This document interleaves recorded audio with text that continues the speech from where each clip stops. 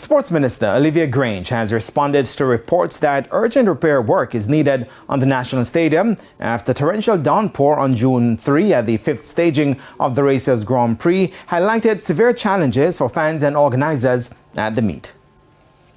The National Stadium has been put under the microscope in recent weeks, following a TVJ Sports expose on June 5 after the staging of the Racers Grand Prix.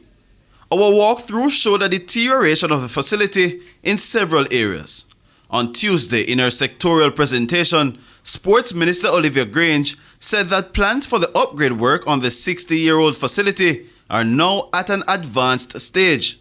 Grange added that the proposal has found support from key figures.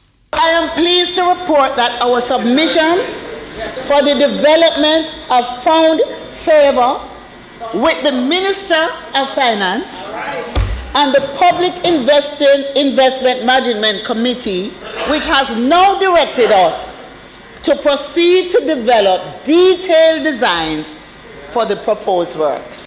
Despite the state of the facility, the Minister of Sport did not give a timeline for the upgrade, which is expected to bring about major changes in the surrounding area.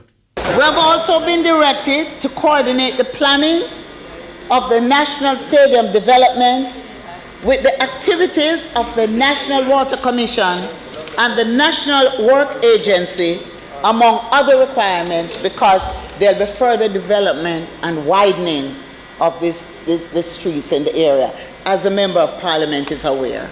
And Minister Grange elaborated on some of the planned changes for the venue. The stadium itself, all the stadium will be semi-covered. They'll be covering over the seats like we now have over the...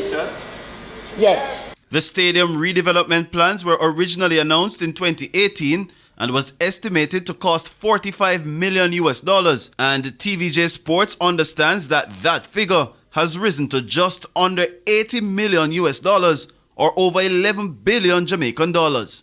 Jerome Foster, TVJ Sports.